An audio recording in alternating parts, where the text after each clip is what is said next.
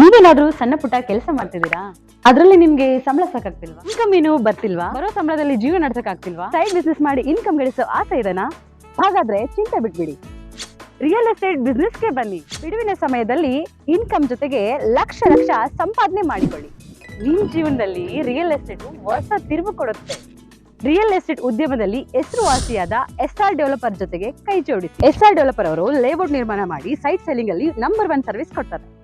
Document perfect ಇರುತ್ತೆ, ನಿಮ್ ದುಡ್ಡಿಗೆ ಗ್ಯಾರಂಟಿ ಇರುತ್ತೆ, ನಿಮ್ ಫ್ಯೂಚರ್ ಸಹ ಚೆನ್ನಾಗಿರುತ್ತೆ.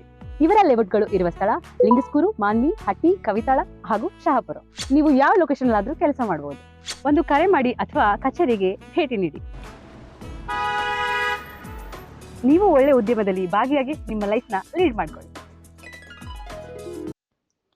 ಪಟ್ಟಣದ ತಹಸೀಲ್ದಾರ್ ಕಚೇರಿಯಲ್ಲಿ ಮುಖ್ಯಮಂತ್ರಿಗಳಿಗೆ ಗ್ರೇಡ್ 2 ತಹಸೀಲ್ದಾರ್ ಅಬ್ದುಲ್ ವಾಹಿದ್ ಅವರ ಮೂಲಕ ಕರ್ನಾಟಕ ರಾಜ್ಯ ನಿವೃತ್ತ ನೌಕರರ ವೇದಿಕೆ ತಾಲೂಕು ಸಂಚಾಲಕರಾದ ಮೂಕಪ್ಪ ಕಟ್ಟಿಮನಿ ಮನವಿ ಸಲ್ಲಿಸಿ ಮಾತನಾಡಿದರು. 2022ರಲ್ಲಿ ಜುಲೈ 1ರಂದು 7ನೇ ವೇತನ ಆಯೋಗ ಜಾರಿಯಾಗಿದ್ದು, ಇದೇ ಅವಧಿಯಲ್ಲಿ ಸೇವೆ ಸಲ್ಲಿಸಿ ನಿವೃತ್ತಿಯಾಗಿರುವ ನೌಕರರಿಗೆ ಕೂಡ 7ನೇ ವೇತನ ಆಯೋಗದಂತೆ ಆರ್ಥಿಕ ಸೌಲಭ್ಯಗಳನ್ನು ನೀಡದೆ 2024 ಅಕ್ಟೋಬರ್ 1ರಿಂದ ಸರ್ಕಾರ 7ನೇ ವೇತನ ಜಾರಿ ಮಾಡಿ ಈ ಅವಧಿಯಲ್ಲಿ ನಿವೃತ್ತರಾದ ಸರ್ಕಾರಿ ನೌಕರರಿಗೆ ರಾಜ್ಯ ಸರ್ಕಾರವು 6ನೇ ವೇತನ ಆಯೋಗದ ಶಿಫಾರಸಿನಂತೆ ಕಾಲ್ಪನಿಕವಾಗಿ ಲೆಕ್ಕಾಚಾರ ಮಾಡಿ ಡಿಸಿಆರ್ಜಿ ಕಮ್ಯುಟೇಷನ್, ಗಳಿಕೆ ರಜೆ, ನಗದೀಕರಣಗಳ ನಿವೃತ್ತಿ ಆರ್ಥಿಕ ಸೌಲಭ್ಯಗಳನ್ನು ನೀಡದೆ ಆದರೆ ಡಿಸಿಆರ್ಜಿ ಕಮ್ಯುಟೇಷನ್, ಗಳಿಕೆ ರಜೆ, ನಗದೀಕರಣಗಳ ನಿವೃತ್ತಿ ಆರ್ಥಿಕ ಸೌಲಭ್ಯಗಳನ್ನು ನೀಡಿದೆ. ಆದರೆ ಆಗಸ್ಟ್ ತಿಂಗಳಿನಲ್ಲಿ ನಿವೃತ್ತಿ ಹೊಂದಿದ ನೌಕರರಿಗೆ 7ನೇ ವೇತನ ಆಯೋಗದಂತೆ ಲೆಕ್ಕಾಚಾರ ಮಾಡಿ ಆರ್ಥಿಕ ಸೌಲಭ್ಯಗಳನ್ನು ನೀಡಿದೆ. ಇದರಿಂದ ಪ್ರತಿ ನೌಕರರಿಗೆ 12ರಿಂದ 22 ಲಕ್ಷದವರೆಗೂ ಆರ್ಥಿಕ ನಷ್ಟ ಉಂಟಾಗಿರುತ್ತದೆ. ಆದ್ದರಿಂದ ರಾಜ್ಯದ ಮುಖ್ಯಮಂತ್ರಿಗಳು ಪರಿಶೀಲನೆ ನಡೆಸಿ 7ನೇ ವೇತನ ಆಯೋಗದಂತೆ ಆರ್ಥಿಕ ಸೌಲಭ್ಯ ಕಲ್ಪಿಸಬೇಕು ಎಂದು ಒತ್ತಾಯಿಸಿದರು. ಮಹಾತ್ಮ ಗಾಂಧಿಯವರ ಪುಣ್ಯತಿಥಿ ಹುತಾತ್ಮರ ದಿನದ ಅಂಗವಾಗಿ ತಾಲೂಕು ಪಂಚಾಯತ್ ಆವರಣದಲ್ಲಿ ನಿವೃತ್ತ ನೌಕರರ ಧರಣಿ ನಡೆಸಿದರು.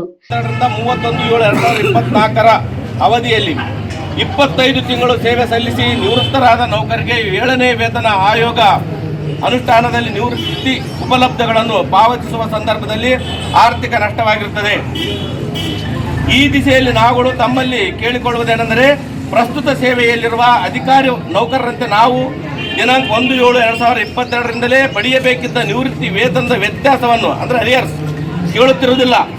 ಬದಲಾಗಿ ನಾವು ಕೇಳುತ್ತಿರುವುದು 7ನೇ ವೇತನ ಆಯೋಗದ ವರದಿಯಂತೆ ಪರಿಷ್ಕೃತ ವೇತನದ ಮೇಲೆ ನಿವೃತ್ತಿ ಆರ್ಥಿಕ ಸೌಲಭ್ಯಗಳಾದ ಡಿಸಿಆರ್ಜಿ, ಕಮ್ಯುಟೇಷನ್ ಹಾಗೂ ಗಳಿಕೆ ರಜೆ, ನಗದೀಕರಣಗಳ ಸೌಲಭ್ಯಗಳ ಲೆಕ್ಕಾಚಾರದ ವ್ಯತ್ಯಾಸದ ಮೊತ್ತವನ್ನು ಮಾತ್ರ ಒನ್ ಟೈಮ್ ಸೆಟಲ್ಮೆಂಟ್ ಕೊಡಬೇಕೆಂದು ಕೇಳಿಕೊಳ್ಳುತ್ತಿದ್ದೇವೆ. ಈ ನಮ್ಮ ಬೇಡಿಕೆ ಕುರಿತು ನಾವುಗಳು ತಮಗೆ ಒತ್ತಾಯಿಸಿ ಬೆಳಗಾವಿಯಲ್ಲಿ ಜರುಗಿದ ಚಳಿಗಾಲದ ಅಧಿವೇಶನದ ಸಂದರ್ಭದಲ್ಲಿ ಸುವರ್ಣಸೌಧದ ಮುಂದೆ ದಿನಾಂಕ 16/12/2024ರಂದು ರಾಜ್ಯದ ಎಲ್ಲಾ ಜಿಲ್ಲೆಗಳಿಂದ ಆಗಮಿಸಿದ್ದ 26,000ರಲ್ಲಿ 20,000ಕ್ಕೂ ಅಧಿಕ ನೌಕರರು ಸಮಾವೇಶಗೊಂಡು ಕರ್ನಾಟಕ ರಾಜ್ಯ ನಿವೃತ್ತ ನೌಕರರ ವೇದಿಕೆ ಕೇಂದ್ರ ಸಮಿತಿ ಬೆಂಗಳೂರು ಕಲಬುರಗಿ ವಿಭಾಗೀಯ ಸಂಚಾಲಕರಾದ ಶ್ರೀಶೈಲ ಗೌಡ, ಕರ್ನಾಟಕ ರಾಜ್ಯ ಸರ್ಕಾರ ನಿವೃತ್ತ ನೌಕರರ ಸಂಘದ ತಾಲೂಕು ಅಧ್ಯಕ್ಷರಾದ ರೇವಣಸಿದ್ದಯ್ಯ ಹಿರೇಮಠ, ನಿವೃತ್ತ ನೌಕರರಾದ ಜೆ ಸಂಗನಗೌಡ, ಚಂದ್ರಶೇಖರಯ್ಯ ಗಡ್ಡಿಮಠ, ತಾಲೂಕು ಸರ್ಕಾರಿ ನೌಕರರ ಸಂಘದ ಪ್ರಧಾನ ಕಾರ್ಯದರ್ಶಿ ಹಂಪಣ್ಣ ಚಂಡೂರ್, ಕರ್ನಾಟಕ ರಾಜ್ಯ ಪ್ರಾದೇಶಿಕ